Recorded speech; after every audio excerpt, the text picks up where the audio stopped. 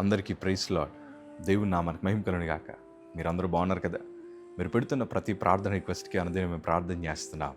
మా ఆశ అంతా ఒకటే, మీరు ఎక్కడైతే కన్నీరు కార్చారో, ఎక్కడైతే ఓడిపోయారో, ఎక్కడైతే వెలివేయబడ్డారో, ఎక్కడైతే అవమానించబడ్డారో అదే స్థలంలో నా ప్రభు మీ అందరినీ హెచ్చించబోతున్నారు. విశ్వాసంతో ప్రార్థన చేయండి. నా ప్రభు ఆ ప్రార్థనకి తగిన జవాబులు దేవుడు ఖచ్చితంగా దయచేస్తారు. God bless you all. ఈరోజు చాలామంది జీవితంలో బాధపడుతూ ఈ ప్రశ్న ప్రభుని అడుగుతున్నారు. అదేంటి తెలుసా? ప్రభా, నాకెందుకు ఇలా జరగాలి ప్రభా? నా వివాహ జీవితానికి ఎందుకు ఇలా జరగాలి? నా ఉద్యోగంలో ఇన్ని సమస్యలు నాకెందుకు రావాలి?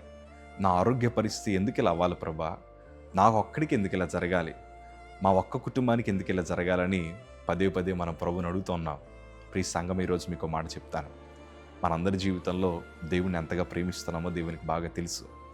నువ్వు ప్రభుని ప్రేమించి అన్నీ విడిచిపెట్టి దేవుడు ఒక్కడే ఆధారమని, దేవుడు ఒక్కడే దిక్కని ఆయన మందిరంలో నువ్వు ఎంత కన్నీరు కారుస్తున్నావో, ప్రభు దగ్గర ఎంత పరిచయం చేస్తున్నావో దేవునికి బాగా తెలుసు. కానీ దేవుని బిడగా ఆయన మనసు ఏంటో కూడా నువ్వు అర్థం చేసుకోవాలి. ప్రభు మనసు ఏంటి తెలుసా? తన పిల్లల్ని పరిశోధించాలని కోరుకుంటారు. ఎందుకు పరిశోధించాలని కోరుకుంటారంటే రెట్టింపు దీవెనలు ఇవ్వాలని. కీడు వెనకాల మేలు దాచే దేవుడైన, కన్నీటి వెనకాల సంతోషకరమైన శుభవార్తలు దాచే దేవుడైన ఆయన మనల్ని పరిశోధించారంటే మనం ధన్యులమే. ఆయన మనల్ని పరీక్షిస్తాడంటే ఏదో ఇవ్వాలని ఆశపడతాడని దాని అర్థం. ఎందుకంటే ఘనమైన భక్తులను ఆయన పరిశోధించాడు.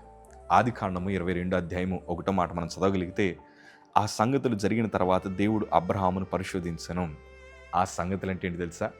దేవుడు వాగ్దానం చేశాడు, నీ కుమారుని ఇస్తానని. దేవుడు ఇస్సాకునిచ్చిన తర్వాత అబ్రహాము ఇస్సాకు చాలా మంచి సంబంధం అండి. ఇద్దరు చక్కటి తండ్రి కొడుకులు. నేను అంటాను, ఇద్దరు ప్రాణ స్నేహితుల్లాగా బ్రతుకుతూ ఉండేవారు. వారిద్దరిని ప్రభు చూస్తున్నాడు. ఒకరోజు దేవుడు అన్నారు కదా, అబ్రహామా, నీ ఒక్కగానొక కొడుకుని నువ్వు ప్రేమించు, ఇస్సాకుని నాకు బలిగా అర్పించు అనగానే అబ్రహాము మరొక మాట మాట్లాడకుండా తను ప్రేమించు ఇస్సాకుని దేవుడు చూపించిన పర్వతం మీదకి తీసుకెళ్ళిపోయి ఇలా కత్తెత్తగానే ప్రభు మరలా మాట్లాడుతున్నాడు, అబ్రహామా ఆగు, నువ్వు నన్ను ఎంతగా ప్రేమిస్తున్నావో దీని ద్వారా నాకు అర్థమైంది కనుక నీకే వాగ్దానం అయితే ఇచ్చానో ఆ వాగ్దానాన్ని నెరవేరుస్తున్నాడని అబ్రహాముకు దేవుడు మాట ఇచ్చారు. ఘనమైన ఆశీర్వాదాలు అబ్రహాము చూడగలిగారు. ఈరోజు నేను అంటున్నాను, దేవుడు కూడా నిన్ను పరిశోధిస్తున్నాడు. ఆయన నిన్ను పరీక్షిస్తున్నాడు. ఆయన నిన్ను కొన్ని శ్రమల మధ్య నడిపిస్తున్నారు. ఆయన మాటలను వింటున్నావో లేదో, ఆయన నువ్వు ప్రేమిస్తున్నావో లేదో, శ్రమలు వచ్చినప్పుడు నువ్వు ప్రార్థన చేస్తున్నావో లేదో అని అన్ని విషయాలలో దేవుడు నిన్ను పరీక్షిస్తున్నాడు. ఎందుకో తెలుసా? ఆ పరీక్ష వెనకాలే ఘనమైన బహుమానం ఉందయ్యా. కీడు వెనకాల దేవుడు మేలు దాచే దేవుడయ్యా. అయ్యా, కన్నీటి వెనకాల దేవుడు సంతోషకరమైన శుభవార్తలు దాచించిన దేవుడయ్యా. నువ్వు అస్సలు కంగారు పడదు తల్లి. నా 2 చేతులు జోడించి చెప్తున్నాను, నాకే ఎందుకు ఇలా జరిగిందని అనుకోద్దు. ఎందుకంటే ప్రభు పరీక్షలో మనమున్నాం. ఆ పరీక్ష వెనకాలే గొప్ప సాక్ష్యాలు ఉన్నాయి. నేను కూడా అదే అనుకుంటున్నాను. దేవుడు నాకు క్యాన్సర్ ఇచ్చాడు, కానీ ఆ క్యాన్సర్ కూడా ఆన్సర్ ఆయనే. దేవుడు మా బ్రతుకులను మార్చాడు.